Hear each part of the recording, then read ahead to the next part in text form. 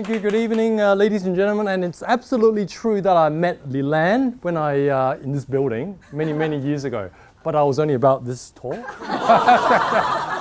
listening into a workshop. So a very good evening once again. And speaking of good old times, when I saw that gentleman sitting in the back there with his hand on his chin there, when he walked in late into the meeting, I reminisced about the good old times when I first attended a Toastmaster function before I became a member. It was a speech contest. And that gentleman over there, looking very shy, he participated as one of the contestants. He was a contestant in the humorous speech contest, and I can still recall vividly his speech. And he was using an octopus, and he was using great body language to enunciate his message to the audience. And for that very reason, I decided right then to join Toastmasters. But having said that, I never realized at the time that when you give a speech, you have to write out the speech in order for it to be effective. So the objective of this evening's workshop is writing a contest speech, and hopefully the takeaway for you is for you to be able to differentiate between writing a contest speech and writing a club speech, or writing a contest speech and writing a presentation at work, be it to your colleagues, to your boss, or whatever. So writing a contest speech is very different in terms of your objective, the techniques, as well as the approach and your thoughts and thinking patterns.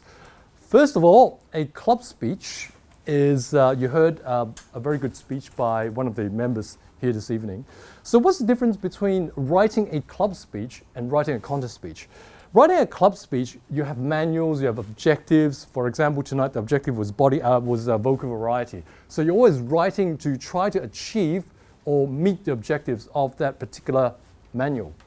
And as well as to test certain ideas that you may have, which may or may not have worked last time, but you want to test it out on the audience or to a different set of audience on a different occasion. And most important of all, when you're writing a club speech, you're trying to improve upon the previous speech where you'd receive feedback from the audience. But writing a contest speech is, or I feel that it should be, the objective is to actually win the contest. Okay? So very different. So very different mindset, very different set of targets and objective.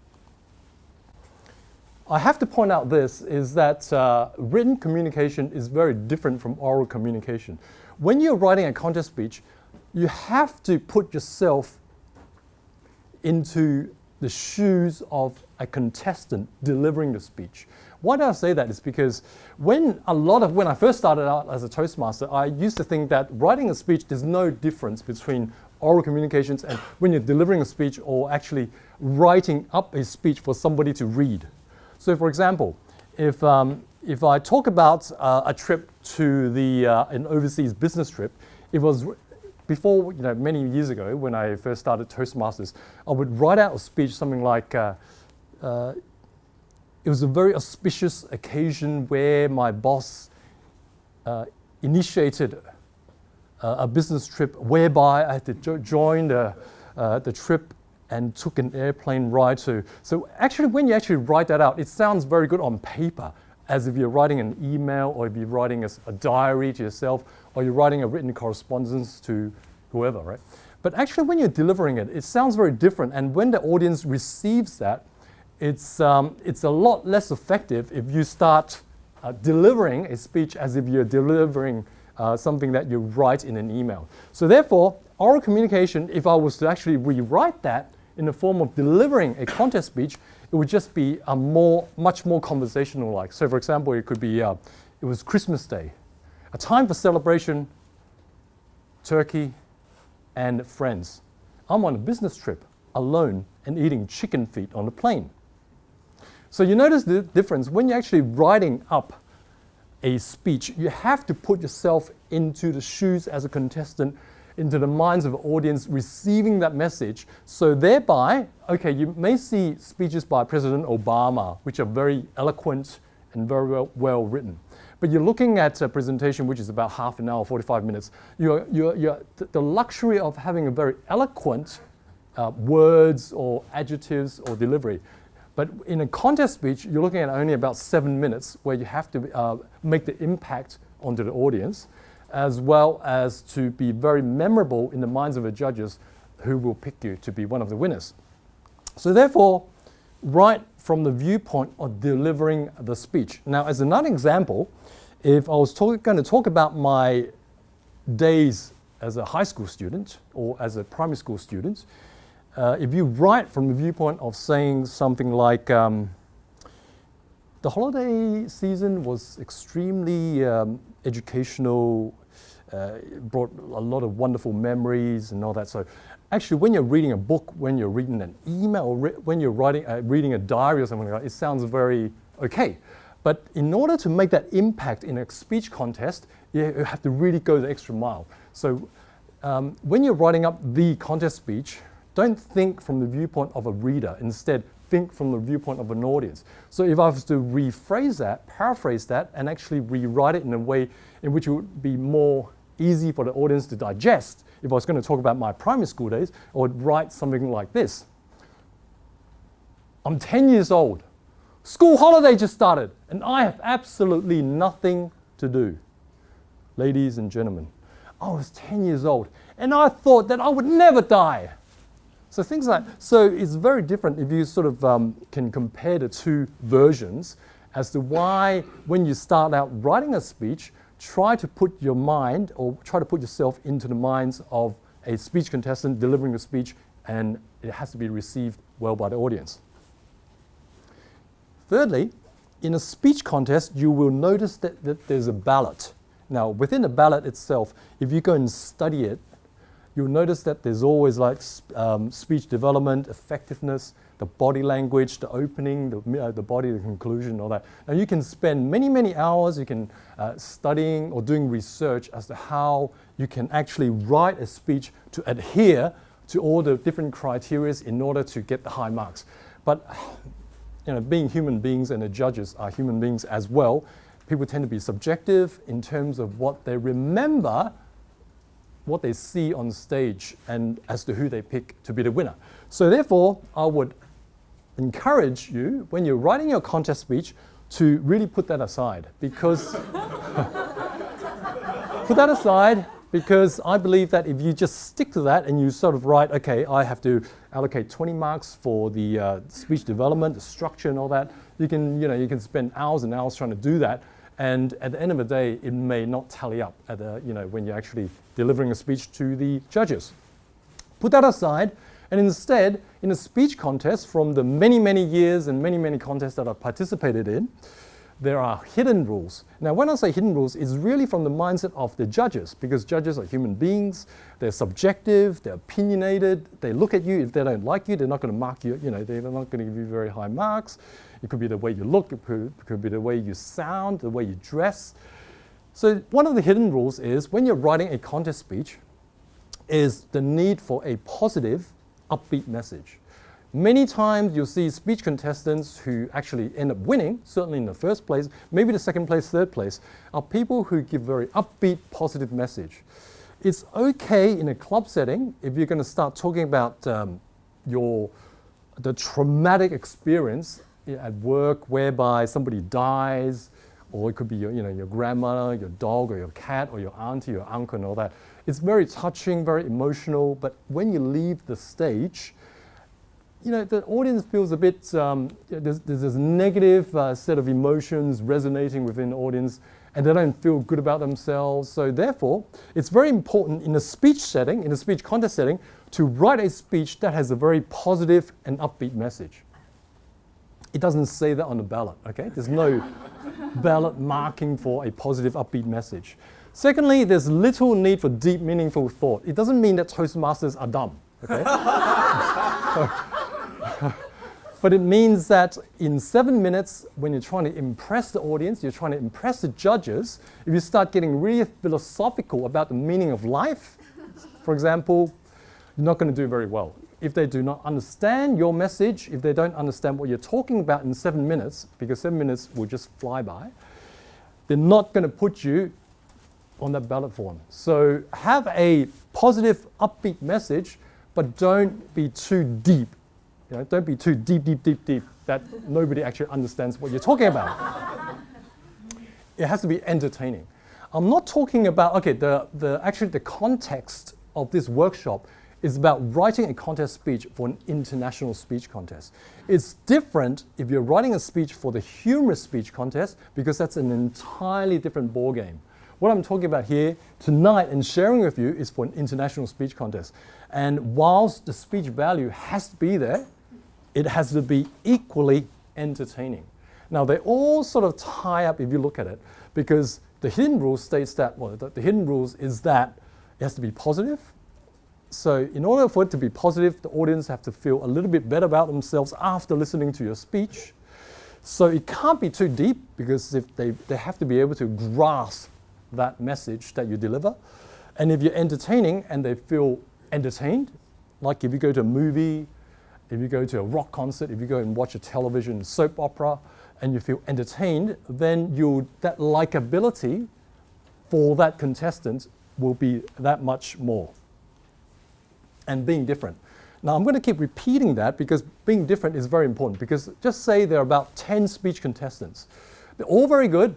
Okay, they all adhere to all the speech contest rules, the speech development, a great opening, great body, great conclusion, no grammatical mistakes, great English, very posh English, and there's all the body languages are perfectly synchronized with exact words that they use and all that. But if everybody starts doing that, if everybody talks about a certain issue in society, for example, nowadays is probably about the issue in my workplace, because I now work for the West Kowloon Cultural District. They're all talking about the Palace Museum, for example. If 10 contestants and 9 contestants talk about the Palace Museum, for example, you're not going to do very well. Because after the speech contest ends, people go to the bathroom.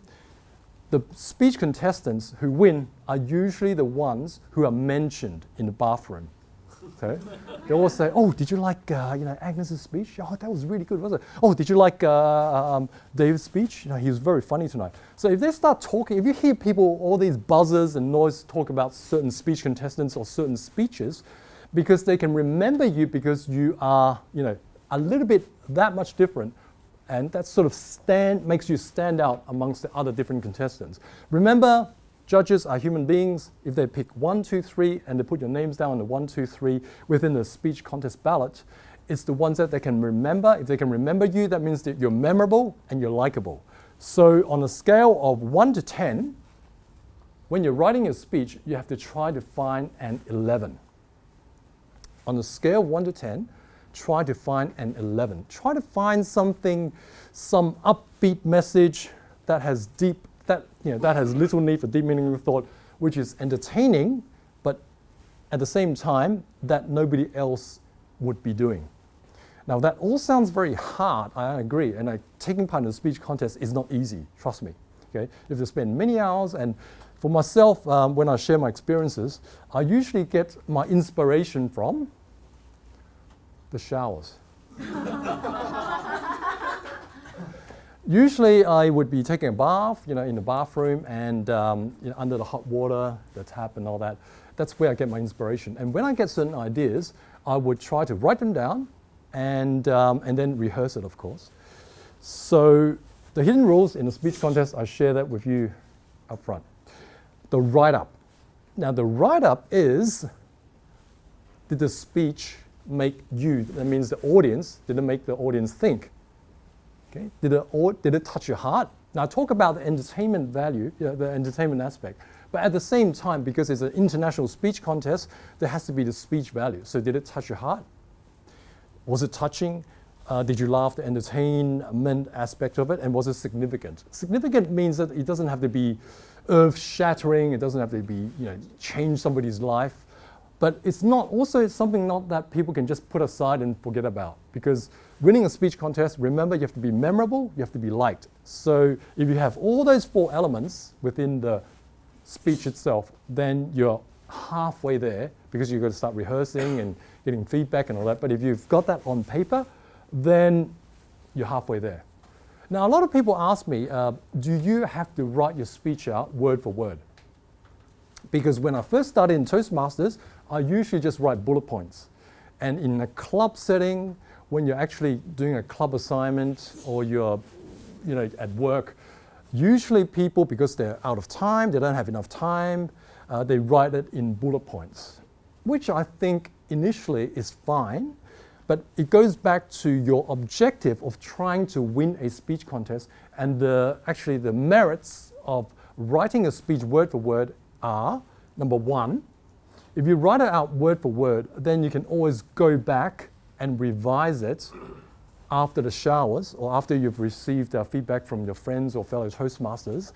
Also, it allows you to better time your speech, because when you're writing, because usually for me, it's about 900 words 900 words is about 7 minutes. People speak at different rates. It could be different for everybody. But once you grasp how many words equates to 7 minutes in a contest setting, it allows you to better time yourself. You can start chopping and changing your words, your use of words, and you can start putting in things, you can start deleting things, you can start trying and testing different wordings or paragraphs, different scenarios, different settings, different stories.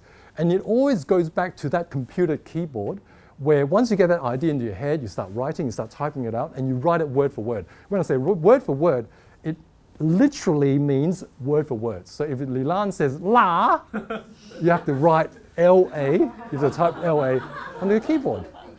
It's no use actually abbreviating your words. It's no use actually. So you have to, when I say word for word, it actually pays, and there are merits to writing the speech word for word, literally.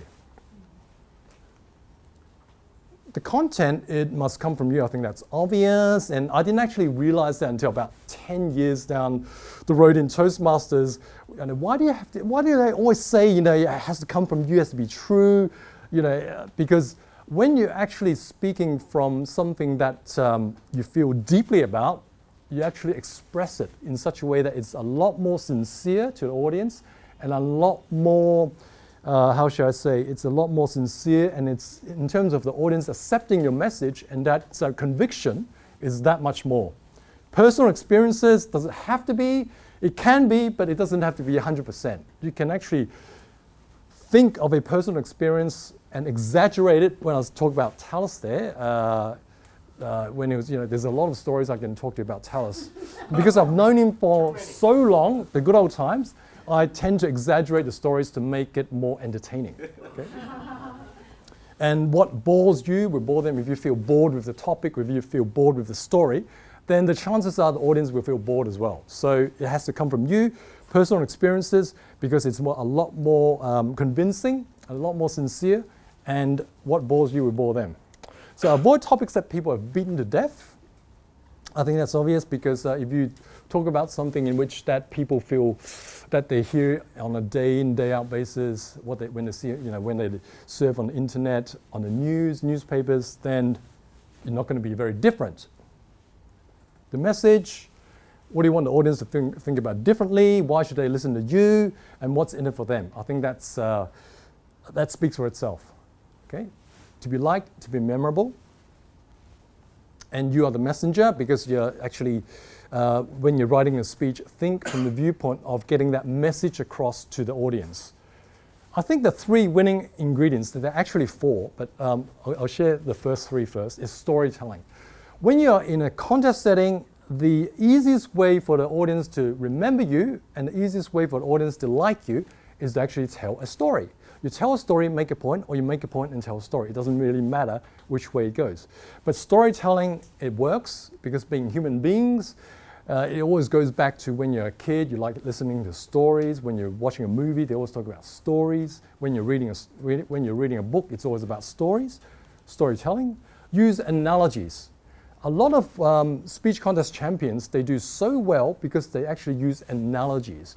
What are analogies? Because the world champion of public speaking this year, Darren Tay in Singapore, he's a Singaporean, he talked about the storm whereby he was talking about an inner bully. So he talked about how to actually get around and overcome being bullied by yourself. He talked about a storm, and then he talked about getting away from the storm and looking at it from outside. So when you use stories and when you use analogies, you're comparing different things to a real life situation. it's a lot easier for the audience to digest your message.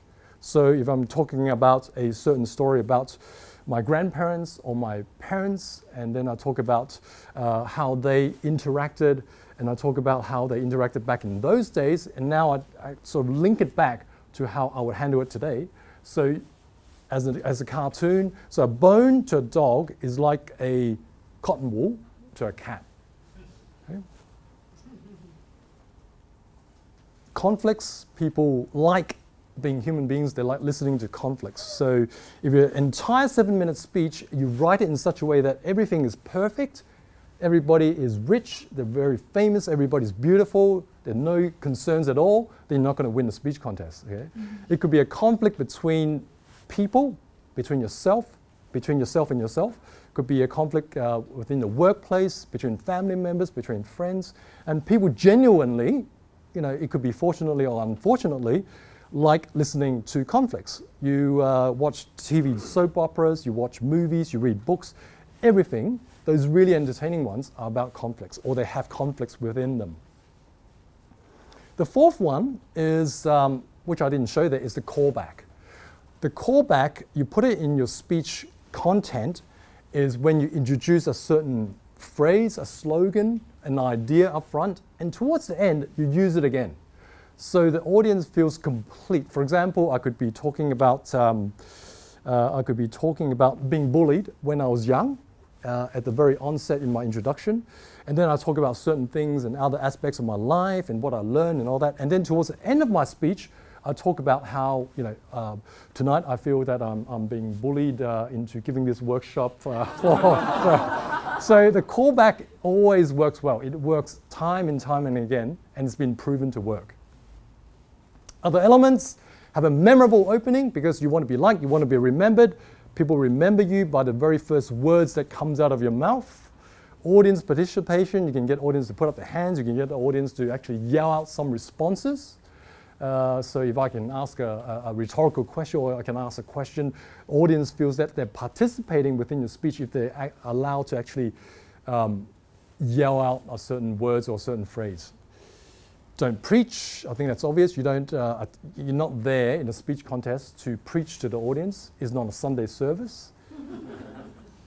Humor, that's an entirely different aspect, and that's an entirely different workshop. I think Talis also gives very good workshops on humor. And being different, once again. So, okay, being different, once again. So, ladies and gentlemen, the merits of actually writing your speech, I'll go back to that again, is that I do encourage each and every one of you, first of all, to take part in an international speech contest, because that's the quickest way to improve.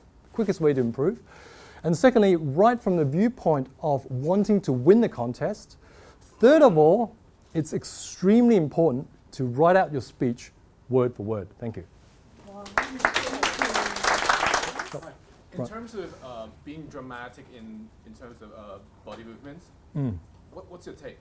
Because lately I see a trend of people getting more and more dramatic. Right. I think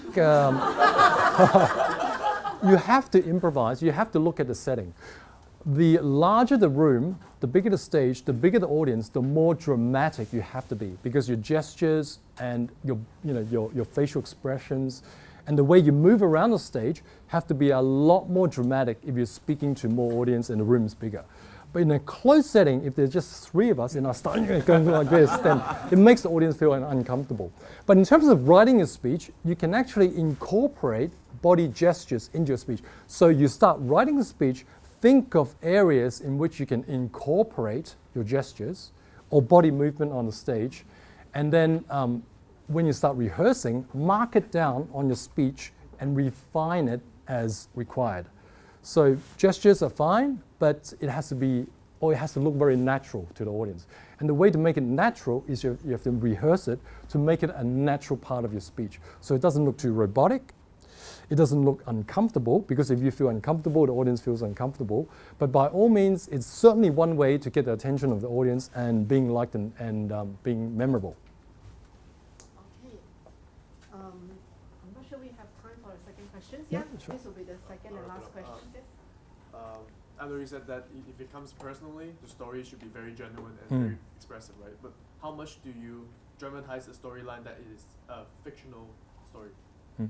I think it goes back to the fact that the audience will accept fictitious stories if it's grounded on a truth. So I would not talk about in a contest setting that I was taken to Mars, 10 years ago, and they dissected me, and they chopped off my head, and so it can't be too far-fetched in such a way that it's very fake.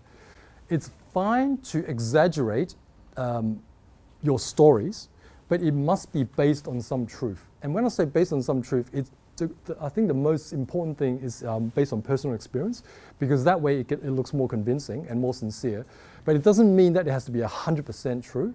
Exaggerate in such a way that the audience understands that you're exaggerating, and they will also excuse you for not being 100% truthful, for example. Okay. Now, I think because of time, we probably have to close this Q&A session. So if you have more questions, grab Donna after the end of this meeting. Okay. Right? Okay, so I personally feel that I gained a lot from this workshop, even though it's a bit short. And we, of course, hope that we can have more workshops in the future. Now, before we let you go, I would like to invite Agnes to present something, present a cert to Donna. Thank you very much. Thank you. I really want to hold his hand a little bit more longer because it's a very precious experience. Yeah. So anyway, thank you very much. Thanks, Alex. And I'm sure we will talk about you in the toilet, and we will remember your story, and we will also rate you as 11 instead of 10. Thank you. So thank you very much for your workshop. Thank you very much. Our honor, MDC. We all are very happy to have you today. Thank you. Thanks. Okay, thanks. Thank you. Thank you.